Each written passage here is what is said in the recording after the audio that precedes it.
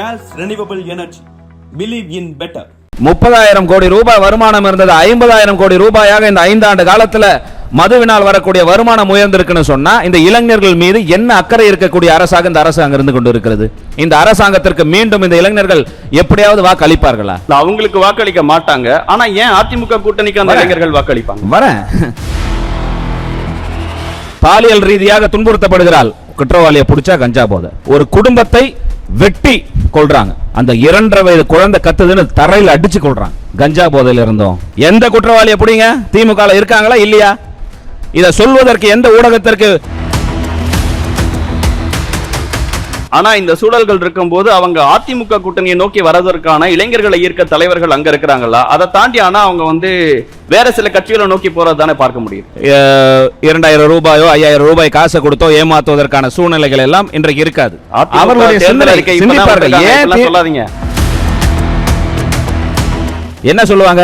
இந்த கூட்டணிக்கு ஓட்டு போட்டீங்கன்னா பாஜக வந்துரும்.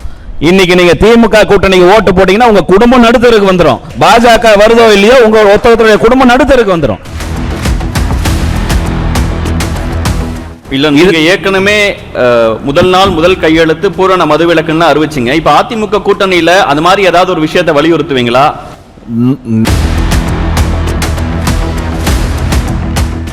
அண்ணா யூனிவர்சிட்டி பிரச்சனைக்கு கேம்பஸ்க்கு முன்னாடி போராடின முதல் கட்சி அது கம்யூனிஸ்டுகள் தானே?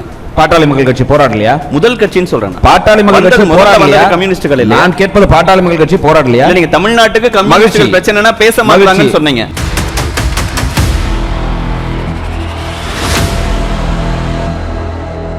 The debates for the people. Title sponsor CALS Believe in Better. Powered by KRR Energy, Milky Mist, Dr. Sri Verma's Wellness.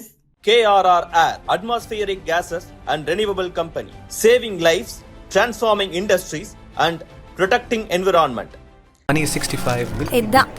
இது மட்டும்தான். பனியன்னா Milky Mist. Only Milky Mist. அறுவை சிகிச்சையில் குணம் இது ஆயுட்கால நிவாரணம். டாக்டர் ஸ்ரீவர்மாஸ். 2026 வருகின்ற தேர்தலில் இளைஞர்களுடைய வாக்கு யாருக்கு? வாக்கு யாருக்கு என்பதை விட இன்றைய இளைஞர்களுடைய வாக்கு யாருக்கு இல்லை என்று கேட்டால் தெளிவாக அத்தனை பேரும் சொல்வார்கள், ஆளுகின்ற திராவிட முன்னேற்ற கழகத்திற்கான வாக்கு, இளைஞர்களுடைய வாக்கு 1% கூட போய் சேராதுன்ட்டு. ஏன்னா இளைஞர்களை பொறுத்தவரை அவங்களெல்லாம் எளிதாக ஏமாத்திர முடியாது. சற்றும் சிந்திக்கக்கூடியவர்கள். 5 ஆண்டு காலத்தில் ஒரு குறிப்பிட்ட தலைமுறை வீணடிக்கப்பட்டிருக்கிறது என்று சொன்னால் இந்த ஆட்சி காலத்தில் இளைய தலைமுறை சுத்தமாக அவர்களுடைய எதிர்காலத்தை பாழ்படுத்தி இருக்கிறார்கள். அவர்களுடைய எதிர்காலத்தை சீரழிக்கின்ற மது விற்பனை அதிகமாகி இருப்பது இந்த ஆட்சி காலத்தில். போதை வஸ்துகள் அதிகமாகி இருப்பது இந்த 5 ஆண்டு காலத்தில் இளைஞர்களுடைய எதிர்காலத்தை அழிப்பதற்காக. இளைஞர்களை முன்னேற்றுவதற்கு இந்த அரசு என்ன கொடுத்திருக்கு அப்படின்னு கேட்டா உடனடியாக சொல்லுவோம், நாங்கள் மடிக்கணினி கொடுத்துருக்குறோம். வந்திருந்த காலத்தில் 4.5 வருஷம் விட்டுட்டாங்க. அதற்கு முன்னாடி 10வது 11வது 12வது படிக்கும் மாணவர்களுக்கே மடிக்கணிகள் வழங்கிய அரசு அனைத்து இந்திய அண்ணா திராவிட முன்னேற்ற கழகத்தினுடைய அரசு. அந்த திட்டத்தை நிறுத்தி கிடப்பில் போட்டு 4 ஆண்டு காலம் அந்த இளைஞர் சமுதாயத்தையே பார்க்காமல் அடுத்தபடியாக கடைசி நேரத்தில் கொடுத்தோம். அது இல்லாமல் புது புது திட்டங்கள் பேரை மட்டும் வச்சாங்க. நான் முதல்வன், தமிழ் புதல்வன், இது மூலயமாகலாம் வந்தோன்னு. நீங்கள் இதன் மூலயமாக தேர்ச்சி பெற்று எங்களுடைய நான் முதல்வன்ல தான் இத்தனை யூபிஎஸ்சி எக்ஸாமில் பாஸ் பண்ணியிருக்கீங்கன்னு அறிவிச்சு கொண்டாடுகின்ற அடுத்த நிமிஷத்தில் என்ன வருது நிகழ்ச்சி? மரியாதைக்குரிய சைதை துரைசாமி அவர்கள் அறிவிக்கிறார், என்னுடைய மனிதநேய மக்கள் நேயத்தில் படித்த இவர்கள் தான். இப்படி ஏமாற்றுகின்ற வேலைகளை விளம்பர அரசாக இந்த 5 ஆண்டு காலமாக திமுக அரசு இருந்து கொண்டு இருக்கிறது என்று சொன்னால் இதற்கும் மேலே இந்த இளைஞர்களை நீங்க எப்படி ஏமாற்ற போறீங்க? அவர்களை ஏமாற்றுவதற்கு வேற வழி இல்லை. யோசிச்சு பாருங்க. ஒரு தலைமுறை சிந்திக்க முடியாமல் மதுவுக்கு அடிமையாகி 30,000 கோடி ரூபாய் வருமானம் இருந்தது 50,000 கோடி ரூபாயாக இந்த 5 ஆண்டு காலத்தில் மதுவினால் வரக்கூடிய வருமானம் உயர்ந்திருக்குன்னு சொன்னா இந்த இளைஞர்கள் மீது என்ன அக்கறை இருக்கக்கூடிய அரசாங்கம் இந்த அரசாங்கம் இருந்து கொண்டு இருக்கிறது? இந்த அரசாங்கத்திற்கு மீண்டும் இந்த இளைஞர்கள் எப்படியாவது வாக்களிப்பார்களா? அவங்களுக்கு வாக்களிக்க மாட்டாங்க. ஆனா ஏன் அதிமுக கூட்டணிக்கு அந்த இளைஞர்கள் வாக்களிப்பாங்க? வரேன். அதிமுக அரசாங்கம் 5 ஆண்டு காலம் மிக பெரிய ஏமாற்றம் எது தெரியுமா? துணை முதல்வர் சொன்னார், நாங்க ஆட்சிக்கு வந்த உடனே முதல் கையெழுத்து என்ன போடுவோம், நீட் விலக்கு. ஏழை எளிய மக்கள், கிராமப்புற மக்கள்லாம் நுழையா தேர்வாக இருக்கிறது நீட். அந்த நீட்டை ஒழித்து கட்டுவதே எங்களுடைய இது. நாங்கள் ஆட்சிக்கு வந்தவுடன் முதல் கையெழுத்து நீட். அந்த ரகசியம் எங்களுக்கு மட்டும்தான் தெரியும். 5 ஆண்டு காலமாச்சு, அது என்ன ரகசியம்னு தெரியல.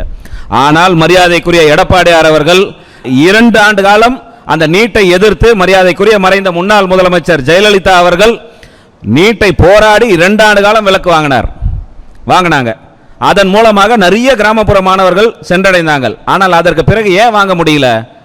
முழுக்க முழுக்க திராவிட முன்னேற்ற கழகமும் அதன் கூட்டணியில் இருந்த காங்கிரஸ் அரசும் இந்த நீட்டை கொண்டு வந்து அதற்கு உச்சநீதிமன்றத்தில் ஒரு தீர்வு காண்பதற்காக காங்கிரஸ் அரசாங்கத்தினுடைய ப. சிதம்பரத்தினுடைய மனைவி சுப்ரீம் கோர்ட்டில் வந்த பிறகு நீட்டை கட்டாயம் இந்தியா முழுக்க நடைமுறைப்படுத்தி ஆக வேண்டும் என்று வந்த நேரத்தில் இளைஞர்கள் எதிர்காலத்தை பற்றி சிந்தித்த ஒரு தலைவர் மரியாதைக்குரிய எடப்பாடியார் அவர்கள் கிராமப்புற அரசு பள்ளியில் படித்த மாணவர்களுக்கு 7.5% இடஒதுக்கீடு நீட்ல மட்டுமல்ல அனைத்து உயர்கல்விகளிலும் வழங்கப்பட வேண்டும் என்ற அரசாணை நிறைவேற்றினார். அந்த அரசாணைக்கு எவ்வளவு எதிர்ப்பு வந்தது? எத்தனை ஆண்டு காலம் அன்றைக்கு இருந்த கவர்னர் கையெழுத்து போடாம வச்சிருந்தாரு. எல்லாம் கேட்டா எடப்பாடியார் அவர்கள் மத்திய அரசுக்கு அடிமை, இவருக்கு அடிமைன்னுவாங்க. அன்றைக்கு என்ன அடிமையாக விட்டுட்டார்? கவர்னர் கையெழுத்து போடவில்லை என்று சொன்ன உடனே விட்டுட்டு வேடிக்கையா பார்த்தாரு. நீங்க நாளைக்குள்ள கையெழுத்து போடலன்னா நான் ஜிஓவை பாஸ் பண்ணி அந்த திட்டத்தை நடைமுறைப்படுத்துவேன் என்று சொல்லி ஜிஓவை பாஸ் பண்ண தைரியமிக்க தலைவர், இளைஞர் நலனின் அக்கறை கொண்ட தலைவர் மரியாதைக்குரிய எடப்பாடியாரா இல்லையா? அப்படிப்பட்ட தலைவர். யோசிங்க, மது விற்பனையை குறைப்பதற்கான நடவடிக்கைகள் படிப்படியாக மேற்கொள்ளப்பட்டது. 30,000 கோடி 5 ஆண்டுல 10 ஆண்டு காலத்தில் தாண்டாம குறைப்பதற்கான, ஆண்டுதோறும் மதுவினால் வரக்கூடிய வருமானத்தை குறைப்பதற்கான நடவடிக்கை எடுத்த அரசாங்கம் அதிமுக அரசாங்கம். ஆனால் இந்த 5 ஆண்டு காலத்தில் என்ன இருக்கு? 50% மதுவினால் வரக்கூடிய விற்பனை. மதுவினால் வர்றது கூட ஒரு கட்டத்தில் மீட்டெடுத்துடலாம். அதையும் தாண்டி இன்னைக்கு தமிழ்நாடு இருக்கு பாருங்க, வாழ்வதற்கே தகுதி இல்லாத ஒரு மாநிலமாக எல்லா கஞ்சாவும் கிடைக்குது. கஞ்சா மட்டும் இல்ல, போதை வஸ்துன்னு எடுத்தீங்கன்னா எல்லா விதமான போதை வஸ்துகளும் கிடைக்குது. அதுவும் குறிப்பா அதிகமான வழக்கு எங்கே பதிவுபட்டிருக்குதுன்னு சொன்னா தமிழ்நாட்டில் திருவண்ணாமலை மாவட்டத்தில். இதெல்லாம் என்ன காட்டுது? என்ன குறியீடு? இதெல்லாம் எங்கே செல்கிறது? நல்லா யோசிக்கணும். ஏன் இந்த இளைஞர் சமுதாயம் கஞ்சாவால அழியுதுன்னு இவெல்லாம் சொல்றான்? எந்த குற்ற சம்பவம் எடுத்தாலும் அதற்கு பின்னால் கஞ்சா போதை இருக்கிறதா இல்லையா? 70 வயது மூதாட்டி பாலியல் ரீதியாக துன்புறுத்தப்படுகிறாள், குற்றவாளியை பிடிச்சா கஞ்சா போதை. வட மாநிலத்திலிருந்து வந்த ஒரு குடும்பத்தை வெட்டி கொள்றாங்க. அந்த 2.5 வயது குழந்தை கத்துதுன்னு தரையில் அடிச்சு கொள்றாங்க. அடுத்த நாள் காலையில் கூப்பிட்டா கஞ்சா போதையில் இருந்தோம், எங்களுக்கு தெரியலன்னு சொல்றாங்க. இதெல்லாம் பரவாயில்ல. 2.5 வயது பெண் குழந்தை கிருஷ்ணகிரியில் பாலியல் 2.5 வயசு குழந்தை. காஷ்மீர்ல நடந்தா ஒட்டுமொத்தமா எல்லாரும் கொந்தளிப்பாங்க. கிருஷ்ணகிரியில் நடந்தா திமுகவோ சரி, அதற்கு கூட்டணி கட்சிகளாக இருந்தால் சரி, வாய மூடி மௌனமா இருப்பாங்க. அவரை கேட்டா என்ன கஞ்சா போதை. அடுத்தபடியாக இப்போ 10ஆம் வகுப்புல மாவட்டத்தில் பள்ளியில முதல் மதிப்பெண் எடுத்த அந்த பெண் இயற்கை உபாதைக்கு வெளியே சென்ற பொழுது பாலியல் ரீதியாக துன்புறுத்தப்பட்டு கொலை செய்யப்படுகிறாள். விசாரணையை காவல்துறை மேற்கொண்டு நேற்று அதை நடிச்சு காமிக்கிறானா. கேட்டா நான் கஞ்சா போதையில் இருந்தேன், எனக்கு என்ன பண்ணனு தெரியலன்றானா. இப்படிப்பட்ட அவல நிலை இன்னைக்கு பக்கத்தில் டி நகர்ல ஒரு சம்பவத்தில் போஸ்கோ சட்டத்தில் ஒரு நபர் கைது செய்யப்படுகிறார். இன்னைக்கு நடந்தது. அவரை கேட்டாலும் கஞ்சா போதையில் இருந்தார். அப்ப யோசிக்கணுமா யோசிக்க வேண்டாமா? இளைஞர் தலைமுறை தெளிவாக இருக்கிறார்கள். இதற்கெல்லாம் காரணம் யாரு? யாரை பிடிச்சாலும் திமுக இருக்கா. எந்த குற்றவாளியை பிடிங்க, திமுக இருக்காங்களா இல்லையா? இதை சொல்வதற்கு எந்த ஊடகத்திற்கு தயக்கம்? ஏன் தயக்கம்? கிருஷ்ணகிரியில் 2.5 வயது பெண் குழந்தையை பாலியல் வன்முறை செய்து கைது செய்யப்பட்டவர் திமுக கட்சிக்காரரா இல்லையா? யோசிக்கணுமா யோசிக்கணும். ஏன் சொல்ல மறுக்கிறீங்க? இன்னைக்கு டி நகர்ல இன்றைக்கு கைது செய்யப்பட்டவர் திமுக கட்சிக்காரா இல்லையா? ஏன் நடக்கிறது என்று சொன்னால், நமக்கு ஆட்சி இருக்கு, வெளியில வந்துருவோம், தண்டிக்கப்பட மாட்டோம், நமக்கு தண்டனை இல்ல அப்படின்னு நினைக்கின்ற அந்த மனோதைரியம் இருக்கு பாருங்க. அதுதான் இந்த திராவிட முன்னேற்ற கழகத்தினுடைய 5 ஆண்டு விடியா அரசு செய்திருக்கக்கூடிய சாதனை. இந்த இளைஞர் சமுதாயத்தையே சீரழித்து படிக்க சென்றா பாலியல் வன்முறை. எல்லாத்துக்கும் மேல ஒன்னு சொல்ல மறந்துட்டேன், முக்கியமானது எது? அண்ணா பல்கலைக்கழகம். அண்ணா பல்கலைக்கழக மாணவிக்கு நடத்தப்பட்டதும் போதையில் நடத்தப்பட்டதுதான். அப்ப இந்த சமுதாயத்தை மாற்ற வேண்டும் என்று சொன்னால் மதுக்கடைகளையும் இந்த போதை வஸ்துகளையும் ஒழித்து கட்டுவதை தவிர வேற வழி இல்லை. இதை தமிழ்நாடு காவல்துறையால் முடியுமா முடியாதா? நாங்கள் பல ஆண்டு காலமாக சொல்லிட்டு இருக்கிறோம், காவல்துறையை நீங்கள் கட்டுப்படுத்தாதீர்கள், அவர்களை சுதந்திரமாக செயல்பட விட்டீங்கன்னா ஒரு எஸ்ஐக்கோ அந்த இருக்கக்கூடிய விஓக்கோ தெரியாம ஒரே ஒரு கஞ்சாவோ சிகரெட்டோ எதுவுமே நடத்த முடியாது. ஆனால் அவர்களை தடுப்பது யார்? யார் அதை தடுப்பது? அண்ணா பல்கலைக்கழகத்தை ஏன் எழுத்தனா, அண்ணா பல்கலைக்கழகத்தில் குற்றவாளி கைது செய்யப்பட்ட பொழுது ஒரு சார் வந்து மீட்டெடுக்கிறார். அந்த சார் யாருன்னு இன்னி வரைக்கும் கண்டுபிடிக்க முடியல. யார் தடுத்தது? அந்த சாரை கண்டுபிடிக்கிறத யார் தடுத்தது? இப்படிப்பட்ட மனதைரியத்தை எல்லாம் கொடுத்து இந்த ஒரு தலைமுறையை சீரழிக்கின்ற இந்த திராவிட முன்னேற்ற கழகத்தினுடைய அரசாங்கத்திற்கு இளைஞர்களுடைய வாக்கு ஒரு பொழுதும் வராது. மாறாக சூழல்லாம் இருக்கு. ஆனா இந்த சூழல்கள் இருக்கும்போது அவங்க அதிமுக கூட்டணியை நோக்கி வரதற்கான இளைஞர்களை ஈர்க்க தலைவர்கள் அங்க இருக்கிறாங்களா? அதை தாண்டி ஆனா அவங்க வந்து வேற சில கட்சிகளை நோக்கி போறது தானே பார்க்க முடியுது. இளைஞர்களை பொறுத்தவரை அவங்களுடைய சிந்தனை, அவங்கள சொன்னல ஆரம்பத்திலேயே, அவர்களை வந்து இலவசங்களை கொடுத்தோ 2000 ரூபாயோ 5000 ரூபாய் காசை கொடுத்தோ ஏமாத்துவதற்கான சூழ்நிலைகள் எல்லாம் இன்றைக்கு இருக்காது. அவர்களுடைய சிந்திப்பார்கள். ஏன் அதிமுகவுக்கு வருவார்கள் என்று சொன்னால் அந்த தலைமுறையை பற்றி சிந்திக்கின்ற தலைவர்கள் ஒரு அணியில் தான் சேர்ந்திருக்கிறாங்க. அவர்களுடைய எதிர்காலம் படிப்பு தான் என்று சிந்திக்கக்கூடிய தலைவர்கள் ஒன்று சேர்ந்திருக்கிறது இந்த அணியில். யோசிச்சு பார்க்கணும், கொஞ்சம் நிமிஷமாவது யோசிச்சு பார்க்கணும். 5 ஆண்டு காலத்தில் இளைஞர்களால் சார்ந்து என்னென்ன திட்டங்கள் அதிமுக ஆட்சி காலத்தில் கொண்டு வரப்பட்டது, அதையெல்லாம் தடுத்து நிறுத்திய திராவிட முன்னேற்ற கழகம் இன்னைக்கு என்ன பண்ணியிருக்குன்றத சீர்தூக்கி பார்க்கின்ற நிலைமையில தான் இருக்கிறாங்க. முதல் ரவுண்ட்ல நிறைவு கேள்வியும் பாஜகவுக்கு அடிபணியில, பாஜக சொல்றதை கேட்கல அப்படிங்கிறீங்க. போன எலெக்ஷன்ல பாட்டாளி மக்கள் கட்சிக்கு அதிமுக கூட்டணியில் ஒதுக்கப்பட்ட தொகுதிகளை விட இந்த தடவை குறைஞ்சு வாங்கியிருக்கிறீங்க, பாஜக அதிகமா வாங்கியிருக்கிறாங்க. எங்களுடைய சூழ்நிலை எல்லாருக்கும் தெரியும். எங்களோட இருக்கக்கூடிய கட்சியில் உள்ள இருக்கக்கூடிய ஒரு சில பிரச்சனைகளின் காரணமாக நாங்கள் குறைத்து வாங்க வேண்டிய கட்டாயத்திற்கு தள்ளப்பட்டு இருக்கிறோம். அதை தானே தவிர பாஜக மிரட்டிடுச்சு, இந்த பாஜக பூச்சாண்டியை காமிச்சு தான் இத்தனை வருஷ காலமா நீங்க ஆட்சியை நடத்திட்டு இருக்கிறீங்க. யோசிச்சு பாருங்க. இன்னைக்கு இளைஞர்கள் தெளிவா இருக்கிறாங்க. என்ன சொல்லுவாங்க?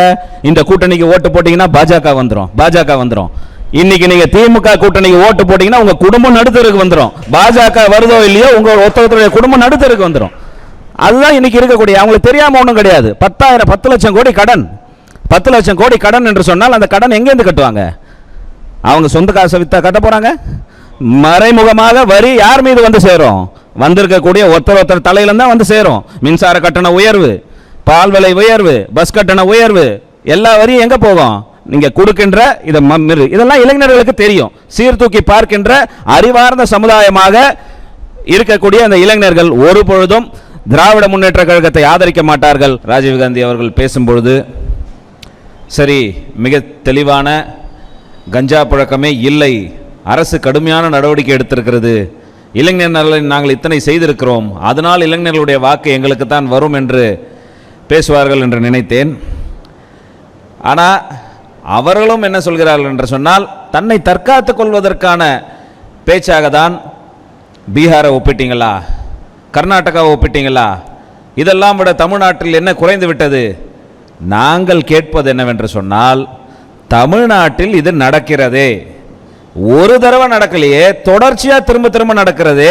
ஏன் திரும்ப நடக்கிறது? பீகார்ல நடப்பது தமிழ்நாட்டில் நடக்கவில்லை என்று நீங்க சொல்கிறீங்களா? நீங்கள் மேற்கோள் காட்டுகின்ற அத்தனையும் இன்றைக்கு தமிழ்நாட்டில் நடக்கிறதா இல்லையா? இல்ல, நீங்க லிஸ்ட் போட்டா நான் லிஸ்ட் வைஸா பதில் சொல்ல தயாருங்கிறாரு. நான் தான் சொல்றேன் இல்லையா, நான் கேட்பது என்னவென்று சொன்னால், லிஸ்ட் போடுவதற்கு நாங்கள் தயார். அதையும் தாண்டி நான் சொல்வது என்னன்னு கேட்டா, சட்டமன்றத்தில் முதல் சம்பவம் நடக்கும்போது மாண்புமிகு முதலமைச்சர் சொல்றார், நாங்கள் இரும்பு கரம் கொண்டு அடக்குகிறோம். அப்புறம் ஏன் மறுபடியும் நடக்குது? தமிழ்நாட்டில் தானே நடக்குது. ஒரு வார காலத்தில் 9 கொடூரமான சம்பவங்கள் நடக்கிறது என்று சொன்னால் ஏன் திரும்ப நடக்குது? நீங்க தான் இரும்பு கரம் கொண்டு அடக்குறீர்களே. அப்ப எங்கே தவறு நடக்கிறது? அதை கட்டுப்படுத்துவதற்கு இந்த அரசு என்ன செஞ்சிருக்கு? ஏன் கஞ்சாவை பத்தி பேசுறீங்க, இதை பத்தி சாராயத்தை பத்தி பேசுறீங்க? இளைஞர் நலன் ஒரு தலைமுறையே சீரழிகிறது. இன்றைக்கு நேற்று நாங்க பேசல, தொடர்ச்சியாக பேசிக்கிட்டு இருக்கிறோம். மது தமிழ்நாட்டிற்கு கொண்டு வந்தது இந்த திமுக என்று ஆரம்பத்திலிருந்து பேசுறோம். தொடர்ச்சியா நாங்க திரும்ப பேசிக்கொண்டே தான் இருக்கிறோம். குறைப்பதற்கு இந்த அரசு என்ன நடவடிக்கை எடுத்திருக்கிறது? இல்ல, நீங்க ஏற்கனவே முதல் நாள் முதல் கையெழுத்து பூரண மதுவிலக்குன்னு அறிவிச்சிங்க. இப்ப அதிமுக கூட்டணியில அந்த மாதிரி ஏதாவது ஒரு விஷயத்தை வலியுறுத்துவீங்களா? நாங்க 100% எங்கள் கொள்கையில நாங்க தெளிவாக தான் இருப்போம். மரியாதைக்குரிய கம்யூனிஸ்ட் நண்பர் பேசும்போது சொன்னார், காஷ்மீர்ல நடக்குது, இங்கேயே நடக்கல, காஷ்மீர்ல நடப்பதை கொண்டு வந்து வெளியிலே கொண்டு வந்ததே கம்யூனிஸ்ட் கட்சியினுடைய வரவேற்கிறோம். நாங்க சந்தோஷமா வரவேற்கிறோம் உங்களை. காஷ்மீர்ல நடந்ததை வெகுண்டிருந்து கொண்டு வந்தீங்களே, தமிழ்நாட்டில் பேசும்போது வாய்மூடி மௌனித்துக் கொண்டு இருக்கிறீர்களே, ஏன் மௌனித்துட்டு இருக்கிறதா கேட்கிறோம். நாங்க அப்படி இல்லையே, பாட்டாளி மக்கள் கட்சி அப்படி இல்லையே. கூட்டணியிலே இருந்தாலும் தமிழ்நாட்டையும் நாட்டின் நிலத்தையும் பாதிக்க வரும்போது முதல் ஆளாக குரல் கொடுக்கிற கட்சி பாட்டாளி மக்கள் கட்சி. அண்ணா யூனிவர்சிட்டி பிரச்சனைக்கு கேம்பஸ்க்கு முன்னாடி போராடின முதல் கட்சி அது கம்யூனிஸ்டுகள் தானே. பாட்டாளி மக்கள் கட்சி போராடலையா? முதல் கட்சின்னு சொல்றேன். பாட்டாளி மக்கள் கட்சி போராடலையா? கம்யூனிஸ்டுகள் இல்ல. நான் கேட்பது பாட்டாளி மக்கள் கட்சி போராடலையா? நீங்க தமிழ்நாட்டுக்கு கம்யூனிஸ்டுகள் பிரச்சனைனா பேச மாட்டாங்கன்னு சொன்னீங்க. நான் இப்போ சொல்றேன், ஏன் கிருஷ்ணகிரியில நடந்த பெண்ணுக்காக போராடல? ஏன் போராடல? தூத்துக்குடியில நடந்த சம்பவத்திற்காக ஏன் போராடல? ஏன் வாய் மூடி மௌனமா இருந்தீங்க? கேள்வி வருமா வராதா? கிருஷ்ணகிரியில் நடந்த சம்பவத்தை செய்தது திமுக காரர் என்று சொல்வதற்கு கூட உங்களுக்கு வாய் வரலையே, ஏன் வரல? கம்யூனிஸ்ட் போராடினார்களே, யார் அந்த சார், நீங்க வெளியில கொண்டு வாங்க, இதை செய்தது திமுக காரன்னு சொல்வதற்கு உங்களால முடியலையே, ஏன் முடியல? அந்த நிலைமை தான். நீங்க எங்களை பார்த்து அடிமையா இருக்கிறீங்க, கையை கட்டிக்கிட்டு நிக்கிறீங்க. அடிமையா இருப்பது யார் இப்ப தெரியுதுல்ல? யார் அடிமையாக இருக்கிறார்? நீங்க என்னதான் கை கட்டி வாய் மூடி இருந்தாலும் உங்களுக்கு ஒரு சீட்டு கம்மி தான். அதுதான் அடிமைத்தனம். உங்க கூடையே வாய் மூடி இருந்தாலும் 4 சீட்டுல நில்லுங்க, 3 சீட்டு உதயசூரியன்ல, 1 சீட்டு உங்க சின்னத்துல வேண்டாம் நின்னுக்கோங்க பாருங்க. இதுதான் அடிமைத்தனமே தவிர இங்க யாரும் கை கட்டி நிற்கிற கட்சி அதிமுக கூட்டணியில இல்ல. அந்த சுதந்திரத்தை கொடுத்திருக்கிறாங்க. எப்படி சுதந்திரத்தை கொடுத்திருக்கிறாங்க? நீட்டுக்கு எதிராக அனைத்து இந்திய அண்ணா திராவிட முன்னேற்ற கழக ஆட்சி காலத்திலும் தீர்மானம் போடப்பட்டது. அன்னைக்கும் பாட்டாளி மக்கள் கட்சி ஆதரிச்சது, தேசிய ஜனநாயக கூட்டணியில் மத்தியில் இருந்த போதும். இதே போல் இங்கே தமிழ்நாட்டில் இந்த சட்டமன்றத்தில் தீர்மானம் கொண்டு வந்த பொழுது நீட்டாக இருந்தாலும் சரி, அங்கே காவேரி பிரச்சனையாக இருந்தாலும் சரி, உங்களுடைய தீர்மானத்திற்கு கூட்டணியிலேயே இருந்தாலும் எதிர்த்து வாக்களித்து தமிழ்நாட்டின் நலன் பக்கம் நின்ன கட்சி பாட்டாளி மக்கள் கட்சியா இல்லையா? அந்த சுதந்திரம் எங்களுக்கு இருக்கா இல்லையா? ஸ்வர்ண சக்தி அபியான் உங்களுடைய நிதி அங்க தடுத்து நிறுத்தப்பட்ட போது போராடிய கட்சி பாட்டாளி மக்கள் கட்சியா இல்லையா? யோசிக்கணுமா, யோசிக்க வேண்டாமா? ஏன் நாங்க திரும்புறேன்னு சொல்றோம்னு சொன்னா, இப்படி எல்லாம் பொய்யை பேசி இந்த இளைய தலைமுறையை இளைஞர்களை ஏமாற்றி விடலாம் என்று நீங்கள் கனவு கண்டீர்கள் என்று சொன்னால் உங்கள் கனவுல மண்ணு தான் விழும். யோசிங்க, கொஞ்சம் யோசிச்சு பாருங்க. 505 வாக்குறுதிகள் போன தேர்தலில் கொடுத்தோமே, அதிலும் இளைஞர் நலனுக்குன்னு கொஞ்சம் நிறையவே கொடுத்தோமே. படித்த இளைஞர்களுக்கு வேலை வாய்ப்பு இல்ல, கஷ்டப்பட்டு படிக்கின்ற மாணவர்களுக்கு திமுக ஆட்சிக்கு வந்தவுடன் கல்வி கடனை ரத்து செய்வோம். செஞ்சீங்களா? செஞ்சீங்களா? தமிழ்நாட்டில் தமிழில் படித்தவர்களுக்கு தனியார் துறையிலும் சரி கிட்டத்தட்ட 70% இடஒதுக்கீடு கொண்டு வருவோம். வாக்குறுதி கொடுத்த கட்சி திமுகவா இல்லையா? 505 வாக்குறுதிகள்ல 400க்கும் மேற்பட்ட வாக்குறுதிகளை முழுசா நிறைவேற்றாமல் இன்னைக்கு புது திட்டம். உங்கள் கனவை சொல்லுங்கள். யாரை ஏமாற்றுகின்ற வேலை? இதையெல்லாம் இந்த மாணவர்கள் பார்த்து கொண்டுதான் இருக்கிறார்கள், இளம் தலைமுறை பார்த்து கொண்டுதான் இருக்கிறது. ஒரு பொழுதும் இளம் தலைமுறை இன்றைக்கு திமுகவுக்கு வாக்களிக்காது.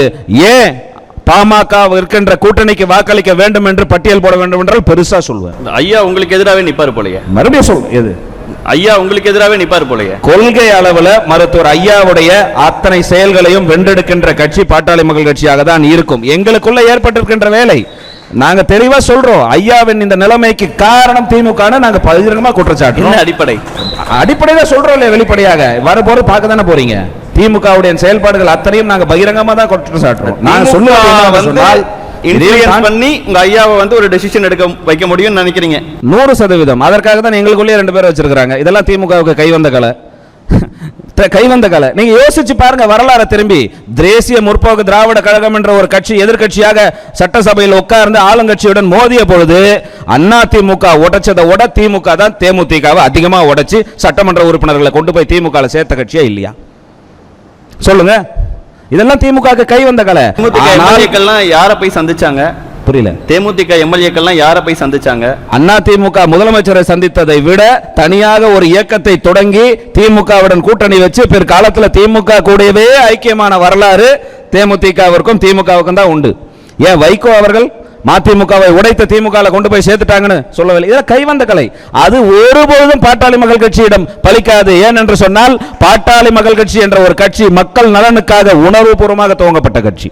நீங்க நிறைவு கேள்வியாகவும், நீங்க நிக்கிற தொகுதிகளில் உங்களுக்கு எதிராக ராமதாஸ் அவர்களும் சசிகலா அவர்களும் அமைச்சிருக்க கூட்டணியில இருந்து வேட்பாளர்கள் நின்னா அது உங்களுடைய வெற்றியை பாதிக்காதா? நாங்க சவால்களை சந்தித்து தான் மேல வந்திருக்கிறோம்.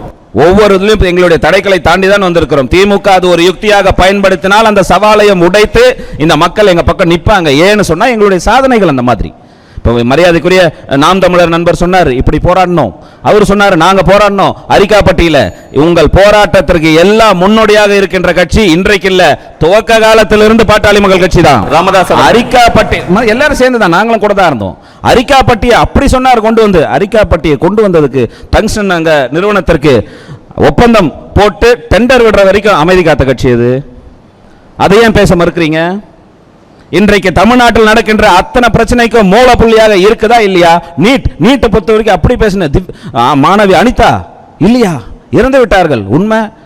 2009 அன்புமணி ராமதாஸ் அவர்கள் சுகாதாரத்துறை அமைச்சராக இருக்கின்ற வரை தமிழ்நாட்டில் நீட் வரலையே. ஏன் வரல? அதற்கு பிறகு அமைந்த ஆட்சி உடனடியாக குலாம் நபி ஆசாத் தலைமையில் நீட்டை கொண்டு வராங்க. பக்கத்தில் இருந்து கையெழுத்து போட்டது திமுகவுடைய அமைச்சரா இல்லையா? காந்தி செல்வன் என்ற அமைச்சரா இல்லையா? நீட்டை பத்தி பேசுவதற்கு உங்களுக்கு என்ன இருக்கு? Okay, time. நீட்டிலிருந்து மீட்டெடுத்து வந்த கட்சி இன்றைக்கு அண்ணா திமுக பாட்டாளி மக்கள் கட்சியுமா இல்லையா? ஒவ்வொரு பிரச்சனைக்கு பின்னாடி இது எப்படின்னா, ஒரு கிராமத்துல பழமொழி சொல்லுவாங்க, எந்த பிரச்சனை எடுத்தாலும் பின்னாடி திமுக இருந்துட்டு அதுக்கப்புறம் நாங்க பண்ணல நாங்க செய்யலன்னுவாங்க. கூட்டத்தில் ஒரு திருடரமானா எதையா திருடிட்டு முன்னாடி ஓடனா பின்னாடி சேர்ந்து வந்து திருட ஓடுறான் வாங்கலாம். அந்த மாதிரி நீங்கள் சொல்கின்ற ஒவ்வொரு சம்பவத்திற்கும் பின்னாடி திமுக இருக்கிறது என்பது மறுக்க முடியாத ஒரு விஷயம். இளைஞர் நலத்தை பாதிக்கப்படுவதாக இருக்கட்டும், கஞ்சா பழக்கமாக இருக்கட்டும், சாராயமாக இருக்கட்டும், கனிம வள கொள்ளையாக இருக்கட்டும், இவ்வளவும் தாண்டி சொல்ற யாரும் தொடாத சப்ஜெக்டை நீங்க தொட்டு பேசக்கூடிய அரசியல் செய்கின்ற கட்சி பாட்டாளி மக்கள் கட்சி. உண்மையா இல்லையா? சுற்றுச்சூழலை பத்தி யார் பேசுறா இன்னைக்கு? மிகப்பெரிய த்ரெட், அடுத்த தலைமுறைக்கான த்ரெட் சுற்றுச்சூழல். அந்த சுற்றுச்சூழலை குளோபல் வார்மிங் தொட்டு உட்பட இன்றைக்கு வரைக்கும் போராடுகின்ற கட்சி பாட்டாளி மக்கள் கட்சி. நாங்க வெளிச்சத்துக்கு வரல, ஊடக வெளிச்சம் எங்களுக்கு வரும்போது எங்கள் கருத்துக்கள் நிச்சயமாக மக்களிடம் செல்லும் போது எல்லா போலி கருத்துக்களும் மாறும். ஏன்னா அதுலயும் ஒண்ணு கம்யூனிஸ்ட் நண்பருக்கு சொல்றேன், அவருக்கு ஏன் அவ்வளவு கோவம் வருதுன்னு தெரியல. இளைஞர்கள் காதலிக்க முடியாத சூழ்நிலை. நாங்க என்ன காதலை எதிர்க்கிறோமா? காதலுக்கு எதிராக நாங்க நிக்கிறோம். உண்மையா காதலிங்கன்னு சொல்றோம். நடிச்சு காதலிக்காதீங்க, ஏமாத்தாதீங்க, நாடக காதல் பண்ணாதீங்கன்னு சொன்னா அப்படி கோவம் வருது. இதுக்கு நாங்க வேற என்ன கேட்டோம்? எங்களை திட்டமிட்டு இப்படி சொல்லிட்டாங்க அப்படி சொல்லிட்டாங்க. ஒருபொழுதும் பாட்டாளி மக்கள் கட்சி காதலுக்கு எதிரான கட்சியோ எதிரான, உண்மைக்காக ஏமாற்றாமல் நேரடியாக செய்கள். ஏனால் சமூக சீர்கேடு ஏற்படுகிறது, திட்டமிட்டு செய்கிறார்கள். இதுக்கு ஒரு விழிப்புணர்வு ஏற்படுத்த வேண்டும் என்று சொன்னோம். தவறாக சித்தரிக்கப்பட்டது. நாங்கள் எங்க கொள்கையில் நாங்க சரியா தான் இருக்கிறோம். நாங்க ஓட்டுக்காக அரசியல் பண்ணவர்கள் அல்ல, வாய்மூடி மௌனமாக இருப்பவர்கள் அல்ல. 2006 திமுக கூட்டணியிலே இருந்த போது விவசாய நிலங்களை அழித்து துணை நகரம் கொண்டு வருவதற்கு திமுக முன்னெடுப்பு இருந்த போது கூட்டணியிலே இருந்து அன்றைக்கு பாட்டாளி மக்கள் கட்சி தயவோடு திமுக ஆட்சி இருந்தது. அப்பவே நாங்க எதிர்த்து போராடிய கட்சி. உங்களை மாதிரி வாய்மூடி மௌனமா இருந்த கட்சி நாங்க அல்ல. ஓகே, நாங்கள் என்னைக்காக இருந்தாலும் இந்த கூட்டணி மக்கள் நலன் சார்ந்து இருக்கின்ற கூட்டணி. எவ்வளவுதான் திரையை போட்டு உங்களுடைய விளம்பரங்களை வைத்து இதை அடக்கலாம் ஒடுக்கலாம் என்று நினைத்தாலும் நிச்சயமாக இளைஞர்களுடைய பெரு ஆதரவு அதிமுக தலைமையிலான தேசிய ஜனநாயக கூட்டணிக்கு அமையும். மீண்டும் சொல்றேன், அவர் சொல்லும்போது பீகாரை பாத்தீங்களா, அங்க பாத்தீங்களா? இது நடக்கிறது தமிழ்நாட்டினுடைய தேர்தல். திமுகவிற்கா அதிமுகவிற்கா என்று பேசுங்க. அதை தாண்டி திமுகவுக்கா தமிழ்நாட்டுக்கா என்று பேசுங்க.